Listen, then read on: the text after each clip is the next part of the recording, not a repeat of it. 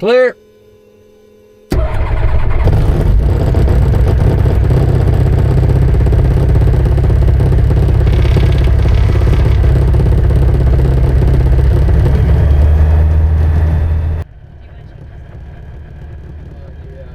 Well, hello again, Pilot Steve. Today we're on a flight from Spruce Creek over to New Orleans Lakefront Airport. And it is a windy day. Takeoff here, we had a crosswind of probably 20 knots, gusting, I don't know, 25, 30 knots. It was maximum crosswind for sure. And you'll see when I got off the ground here, certainly blew me off course right away. Anyhow, the VL3 handled it just nice. A lot of right rudder.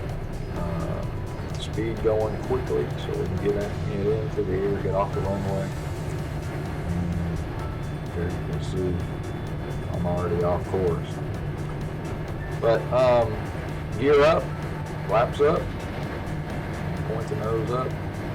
Here, leaving Spruce Creek, once again, we have to stop at about 11 to 1,200 feet. We have a 1,200 foot Class C ceiling before we talk to Daytona. I'm on an IFR flight today since it's such a long flight, and I got to go through the panhandle with all the military airspace. So as soon as I get stabilized and get everything set, I'll call Daytona and get my IFR clearance, which is probably what I'm doing here.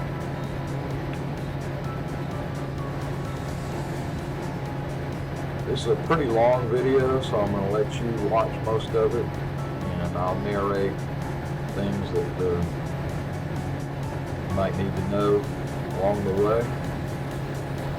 You should be able to see the screens fine, just zoom in on them, and you'll be able to see all the parameters. Unfortunately, today's flight, I had a 40-knot headwind most of the way. And, I went up to 6,000 feet to get around some military airspace here on departure. And it was smooth air there, but it still had a 49 headwind. And at some point in the flight, I dropped down to 4,000 because I was getting worried about my fuel. And this should have been about a 3-hour flight today with normal winds. And it turned into a 4-hour flight. So you'll see along the way, I'll narrate and tell you what I was doing to try to save fuel, manage my fuel. It's a new airplane. I'm not sure of the fuel gauges.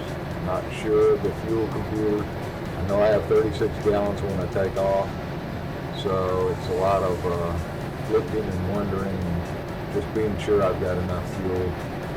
If I really got worried, I would have landed in Gulfport or somewhere before New Orleans and got fuel. But thankfully I was able to make the entire trip and I felt okay. I'll tell you some tricks I used to be sure I had enough fuel for the landing. So sit back, enjoy, and I'll give you some hints along the way of what was going on.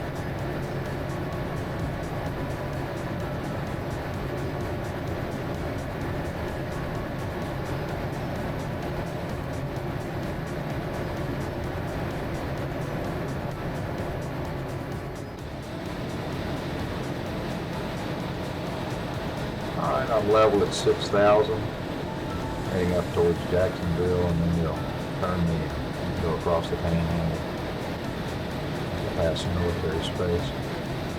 And hopefully you can zoom in onto the left panel there and see the numbers.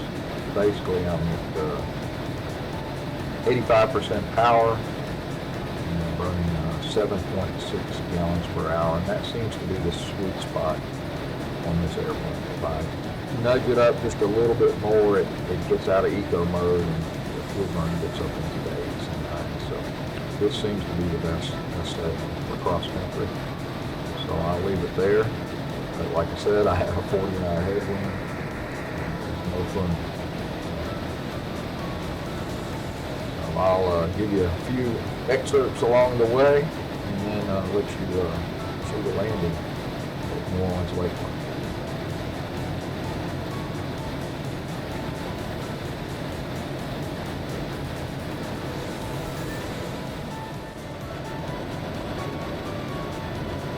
And now I'm dropped down to 4,000 feet.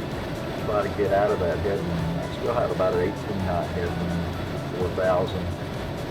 And like I say, I'm watching my fuel. I don't want to have to stop for fuel. So that helped quite a bit, cut the time down. But still concerned about fuel. So at some point I'll pull back the throttle to about 75% power. That give me about 6 gallons an hour fuel burn. Not that much reduction in speed.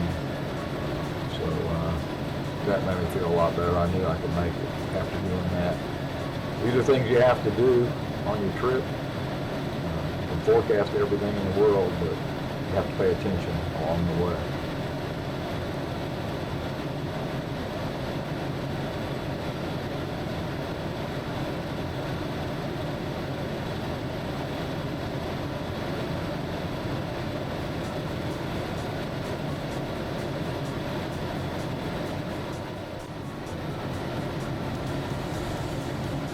And here I'm still at 4,000 feet, but I can tell you, it was a bumpy ride. I probably had moderate chop for about an hour and a half during this flight. From the time I got down to 4,000 feet, it just never let up.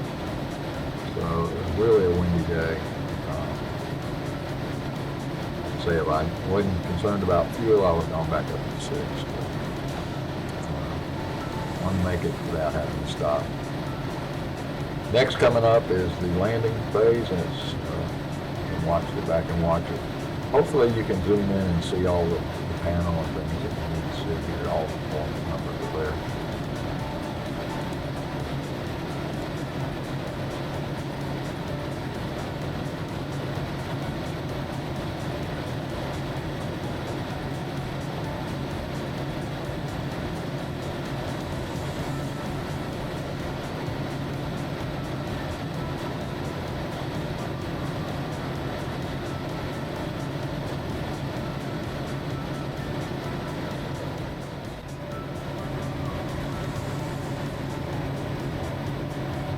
Okay, now I'm getting into New Orleans. It's Lake Pontchartrain coming up, and I'm talking to New Orleans Approach Control. They're located at the bigger airport at Moisant. I'm going into Lakefront, which is a smaller private airport east of the city.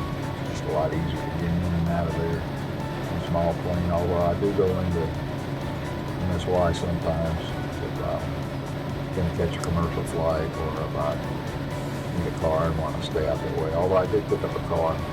I used Flightline first. I like them a lot. They're very friendly. They had my car waiting for me on the ramp. Drove it around to the airplane when I got stopped. Packed the car up and took off. So I highly recommend them. They probably have the best fuel prices on the field too.